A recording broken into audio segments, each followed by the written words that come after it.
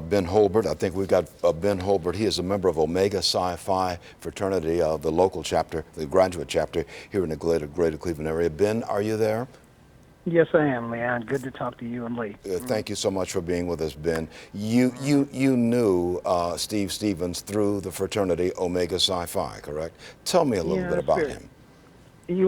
I don't know a whole lot about Steve. As you know, we probably have about 250 plus members in our active chapter. Steve wasn't an active member, but he did come around occasionally, and he had occasion where he would speak with members and participate in our programs. It's just incredibly sad ending. We hate that it ended this way, but I think it's very important that we do share our condolences with the Godwin family. Leon, as you know, Omega is a very large organization, more than 750 chapters across the country, and we are all saddened by this. This is not representative of what we do, clearly. And this is not representative of the actions that we would want to see impacting anyone. So again, we express as a member of Omega, and speaking on behalf of myself and thousands of other brothers who are out there. We grieve the loss of Mr. Godwin, and as far as Steve is concerned, we're sad that he had this end. Needed to make this happen. Ben, we reported earlier that members of your fraternity, perhaps you included in this group, tried to talk to Steve Stevens some time ago, but were spurned. He did not want to hear anything that you had to say. Do you recall those times, those moments, those words? Well, actually, from my understanding, and I'm not speculating. This is sort of just conversations I've had with some of our brothers. Steve did reach out, and it's not that he was spurned by any brothers or anything like that, but there were a number of individuals who did try to talk to him and get him to understand that we were here. Last night? One of the one of the things, Lee and Leon, what we attempted to do, there were several members who we went on local and national television. Our goal there was to hopefully, if Steve would have seen a face, a familiar face, that would have asked him to, please turn yourself into authorities, we were hoping that he would do so. Our fraternity, as well as others in this city, work very closely with law enforcement. And the reason why I say that is because we have a number of members who are law enforcement officers.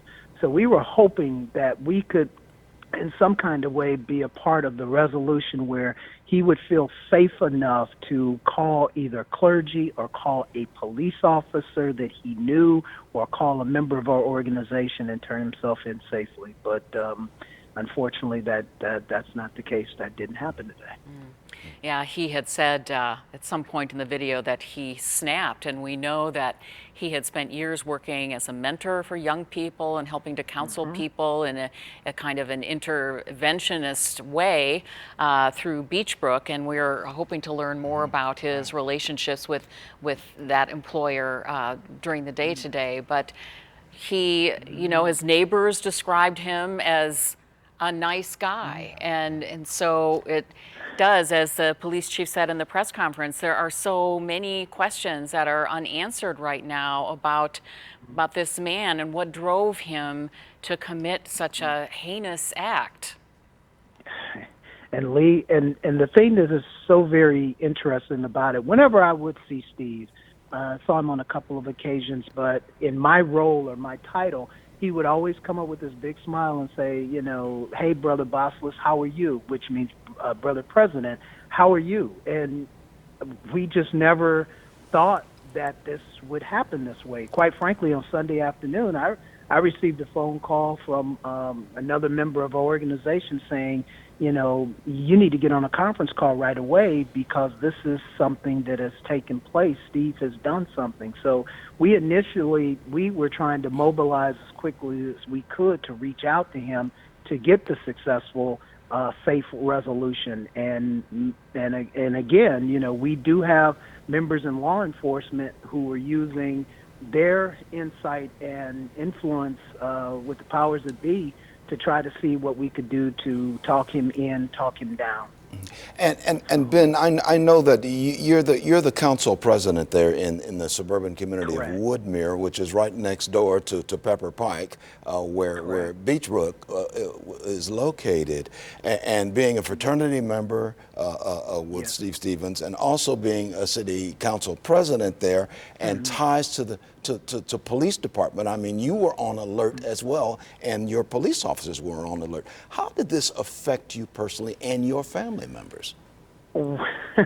Very interesting question, Leon, because Sunday night when all of this taking place, obviously on Easter, my family went out to family dinner as well. And I stayed back home trying to see what we could do to coordinate an effort to contact Steve. We have a number of members who live in this area. As a matter of fact, there's one individual who is very close to Steve, and he had a conversation with him, prior to this incident.